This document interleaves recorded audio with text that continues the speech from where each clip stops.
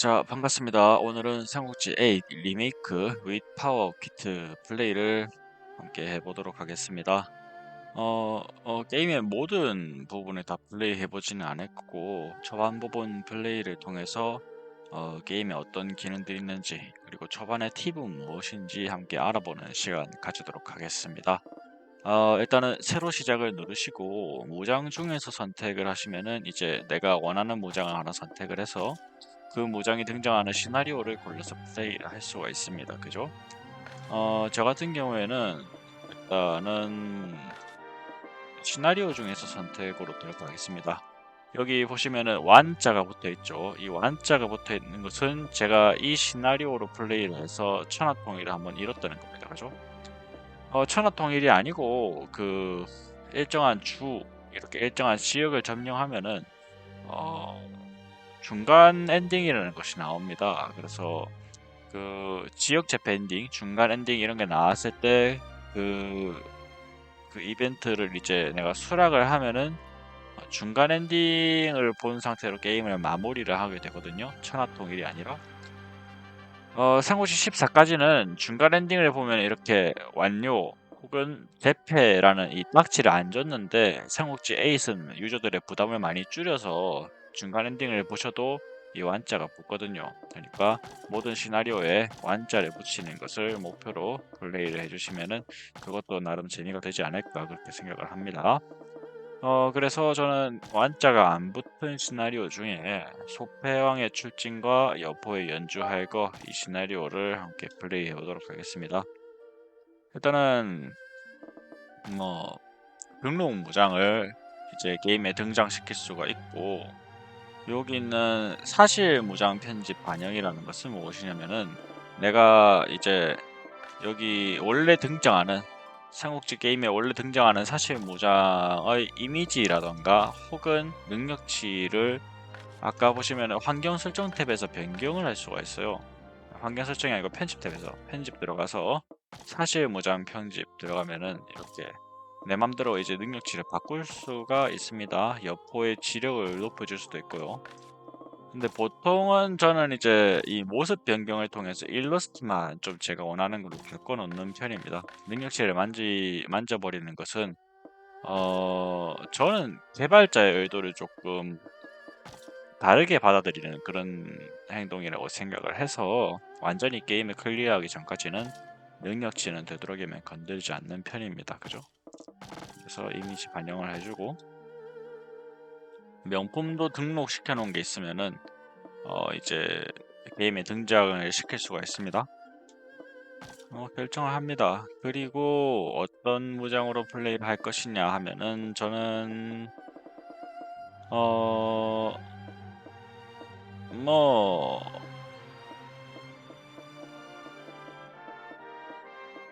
조조군으로 플레이를 하겠습니다. 조조는 이제 군주죠. 삼국지 8은 장수제 게임으로서 군주, 군사, 그리고 뭐 일반 무장, 뭐 제야 이런 식으로 나뉩니다. 태수도 있고 도덕도 있죠. 근데 일단은 군주부터 플레이를 해보겠습니다. 여기까지 들어왔으면은 이제 시나리오 설정이라는 걸 할 수가 있습니다. 시나리오 설정에서는 뭐 이것저것 많습니다. 뭐 수명을 어떻게 할 것이냐, 전투 중에 전사는 얼마나 많이 하게 될 것이냐, PK 추가 설정으로 이제 여성 무장이 등장하게 할 것이냐, 아니면 뭐 게임 중 편집 가능하게 할 것이냐, 그리고 이 난이도 설정이 근데 가장 많이 만져지는 설정이죠. 그래서 어 게임을 처음 시작하시는 분들은 상급 아니면은 중급 정도로 해주시는 것이 아마 적당할 것이고 특급은 게임이 조금 이게 유저한테 좀 많이 불합리하게 돌아갑니다. 그래서 저는 보통은 특급으로 플레이를 하거든요. 게다가 조조 같은 경우에는 거의 모든 능력치가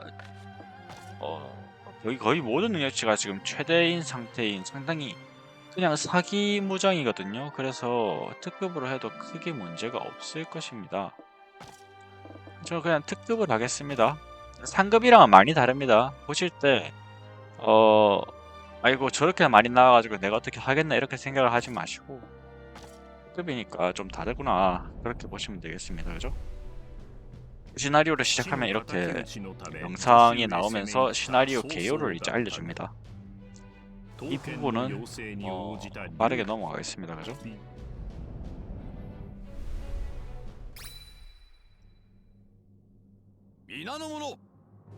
그럼 이제 평정이라는 걸 합니다. 삼국지 8은 3개월마다 한 번 이렇게 평정을 통해서 전체적인 전략을 결정을 하게 됩니다.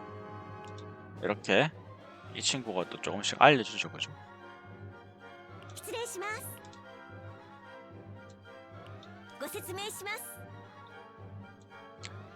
이게 왜 켜져 있지?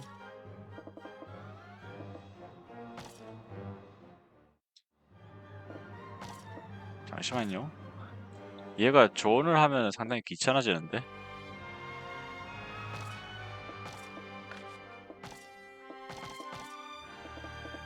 진행이 너무 느려지기 때문에 조언을 끄고 오겠습니다. 我天下に背くとも天下が我に背くを許さず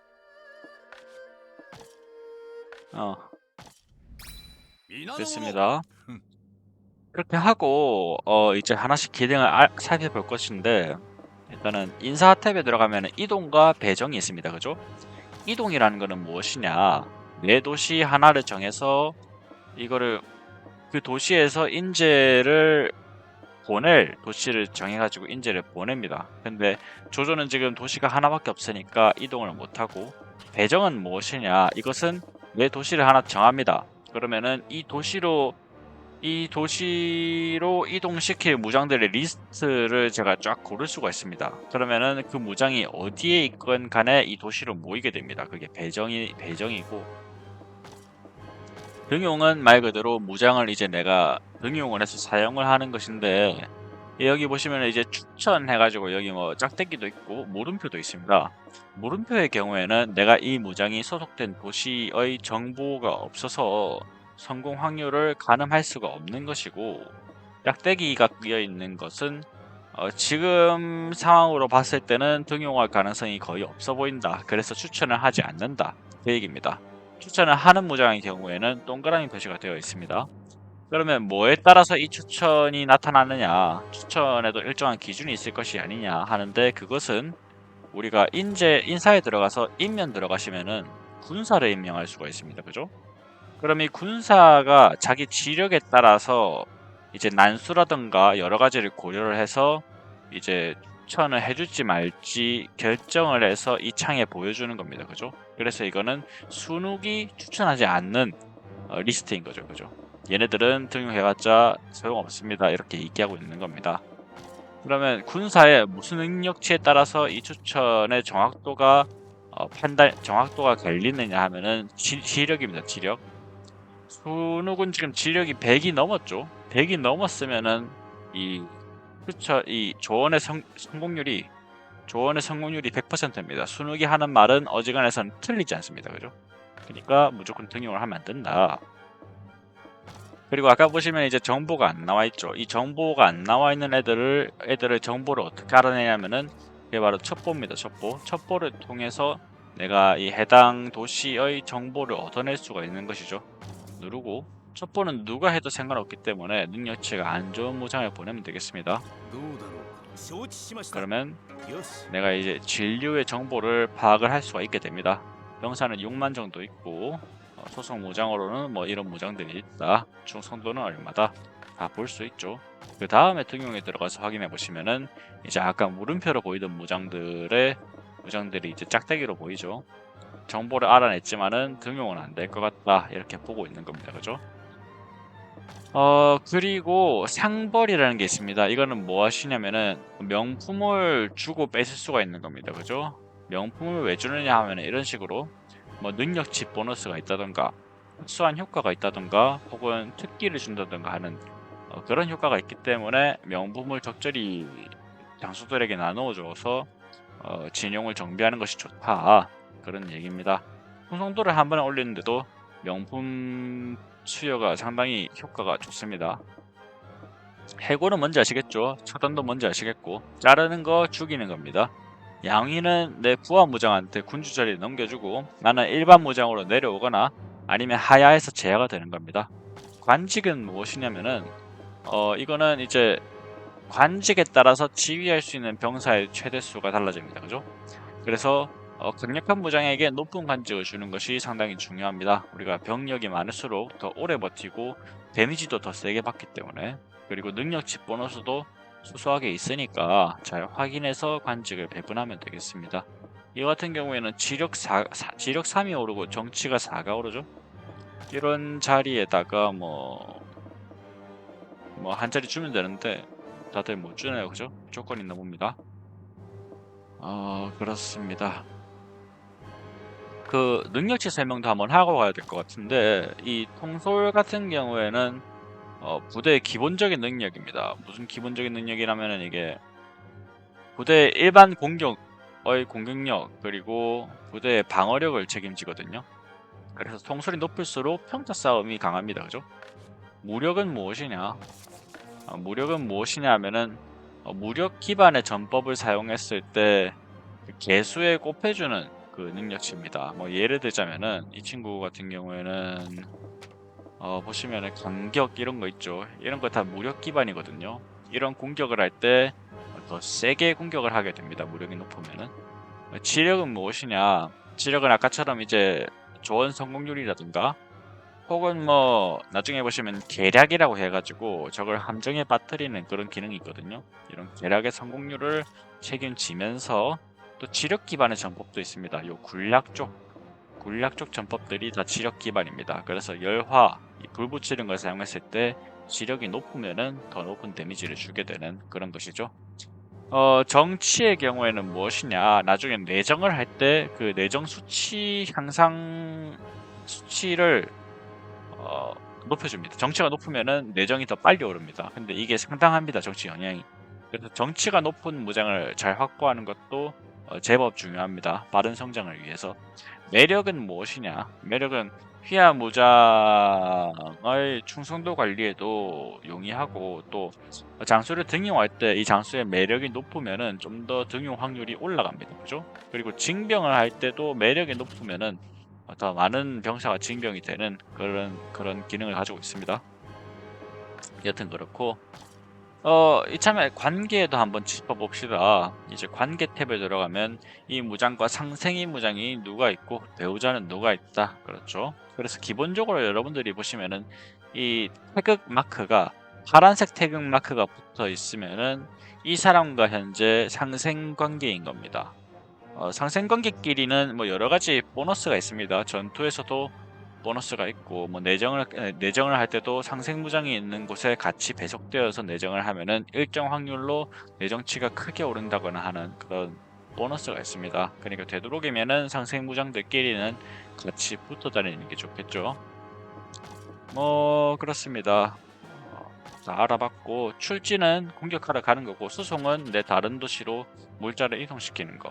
거래는 이제 금과 군량을 이제 거래를 하는 겁니다. 내가 군량이 부족하면은 이 거래를 통해 가지고 금을 주고 군량을 늘릴 수 있습니다. 지금 시세는 금 하나에 군량 7개니까 시세가 괜찮은 편입니다. 그래서 너무 좋은 무장 말고 적당한 무장 하나 골라가지고 조금 사라. 한 이 정도만 사라. 이렇게 할 수도 있습니다. 그죠? 이러한 행동들은 다 이 전략 포인트라는 한정된 자원을 사용하기 때문에 신중하게 해주셔야 됩니다. 그죠? 그리고 계략은 이가는 타 세력 무장의 충성도를 떨어뜨리는 겁니다. 그죠? 계략을 눌렸을 때 이런 식으로 이 위에 파란색 동그라미가 보이죠? 파란색 동그라미가 보인다는 것은 이 도시에 이 계략을 실행했을 때 걸려들 만한 애가 있다는 겁니다. 그죠? 다 걸려들죠? 그래서 아무나 골라서, 그러면 지가 알아서 추천해 줍니다. 실행 무장도 고를 수가 있는데 지금 추천하는 게 곽가밖에 없네요. 그러면 곽가를 보내면 성공하지만은 다른 친구를 보내면 실패한다는 겁니다. 보내면은 얘 충성도가 내려갈 겁니다. 근데 지금 보내진 않겠습니다. 충성도를 내리면 뭐가 좋냐? 뭐가 좋냐면은 등용을 할 수 있는 확률이 올라가고, 또 내통, 이런 걸 내통을 해가지고 전투 중에 배신을 하게 만들 확률이 올라가기도 합니다. 그죠? 중성도를 내리면. 파괴는 무엇이냐면은 이 도시의 그 내구도를 내가 떨어뜨릴 수가 있습니다. 그죠? 내구도를 떨어뜨리면 뭐가 좋느냐? 일단은 그 망루라고 방어 기물이 있습니다. 그 망루의 그 내구도가 내려와서 내가 좀 더 망루를 손쉽게 파괴할 수 있게 됩니다. 그리고 성지, 그 전투할 때 보면은 성이 있거든요. 그 성의 내구도도 내려가가지고 병력끼리 교전이 힘들 경우에 성을 파괴해서 이길 수 있는 길도 제시를 해주게 되는 것이죠. 그래서 파괴는 한번 실시하도록 하겠습니다. 그죠? 이거는 관련 특기, 파괴 매복의 성공률 상승하고 파괴 효과량 상승한다. 이게 지금 3레벨이 냅니다. 관련 특기가. 그래서 이 친구를 보내면은 가장 일을 잘할 것이다. 그래서 585 중에 194를 빼서 391로 만들 수 있다는 얘기입니다. 결정. どうだろうかしこまった 파괴 한번 해주고, 이 계략에서 가장 중요한 것은 매복입니다. 매복이 무엇이냐? 매복을 내가 여포한테 보내지 않습니까? 그리고 여포가 걸려듭니다. 그러면은 전투 중에 여포를 대상으로 매복 커맨드를 실시할 수가 있는데, 그렇게 되면은 여포가 한 2턴, 3턴 동안 아무것도 못하게 됩니다. 반격 포함. 상당히 쉽게 이길 수 있는 것이죠. 여포를 그냥 힘싸움으로 상대한다고 하면은 내 병력이 못해도 한 2만 명은 갈릴 건데, 매복을 사용하면은 거의 한 명도 잃지 않고 여포를 상대할 수가 있습니다. 그죠? ど 매복을 うだお 실시합니다. 任せください 성공 가능한 무장 중에 잘 싸우는 무장들을 골라서 매복을 다 미리 보내놔야 됩니다. 안 그러면은 병력 소모가 너무 커서 게임을 못합니다. 장료도 상당한 무장이죠. 얘도 매복합니다. お任せあれ 이게 이렇게 쉽게 성공할 수 있는 것은 아니고, 조조의 경우에는 이제 휘하 무장들의 그 지력이 너무 높기 때문에 그냥 사기 세력이기 때문에 가능한 겁니다. 보시면은 지력을 보면은 대놓고 101, 99, 97, 95, 93 이렇게 돼 있죠. 보통 안 이렇습니다. 보통 이제 잘해야 80 후반이지 조조처럼 이렇게 대놓고 인재가 많지는 않습니다. 난이도가 굉장히 낮아지는 거죠. 그러니까 계략을 쓰면 보순도 계략을 心得ました 넣고, 외교는 이제 친선을 통해서 친밀도를 올릴 수 있습니다. 세력끼리. 동맹은 친밀도가 올라간 세력과 동맹을 맺는 것이고, 동맹을 맺으면 일정 기간 동안 今は 이제 なすべきで 서로 はないと存じます 공격을 안 하는 상태가 되는데, 기간이 딱 끝나는 시점에 공격이 들어올 수 있습니다. 주의해 주셔야 되고, 연합은 뭐냐?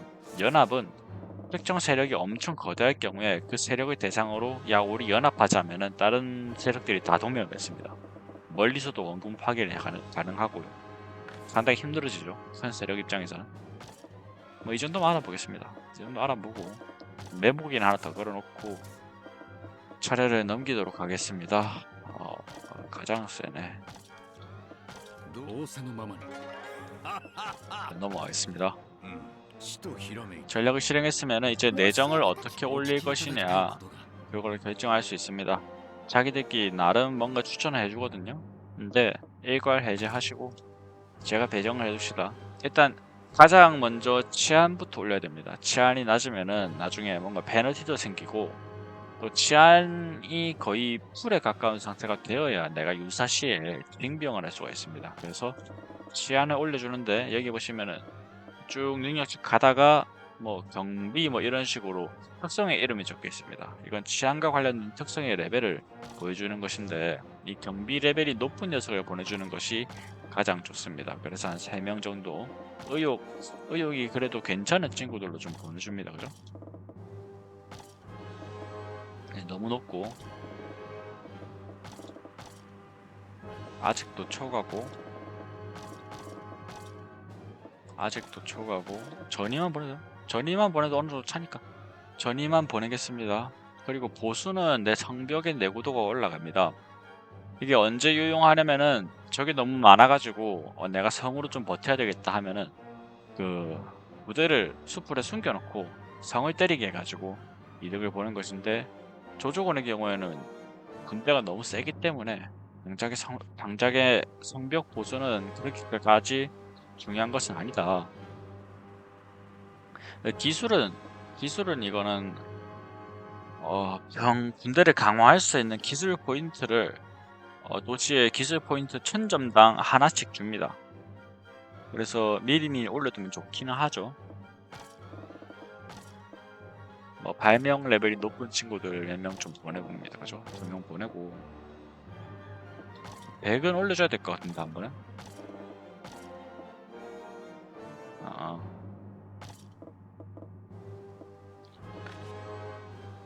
이쯤 하고 그 다음은 상업을 보냅시다.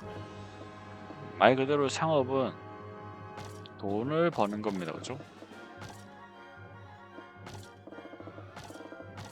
이렇게만 보내고 개간은 이게 식량 생산량을 늘려주는데 이 개간 수치에 따라서 도시에 최대로 보유할 수 있는 병력의 수가 결정됩니다. 지금 이 도시 같은 경우에는 원래는 16,000명밖에 못 들고 있어요. 개간 수치에 따르면. 근데 지금 시나리오 초기에 6만 명 배정이 되어 있는 것이고, 그러면 원래 감당할 수 있는 병력보다 더 많은 병력이 모여 있기 때문에 물량이 많이 있으면 제로가 될 거거든요. 그러니까 최대한 빨리 확장에 나서는 게 좋다.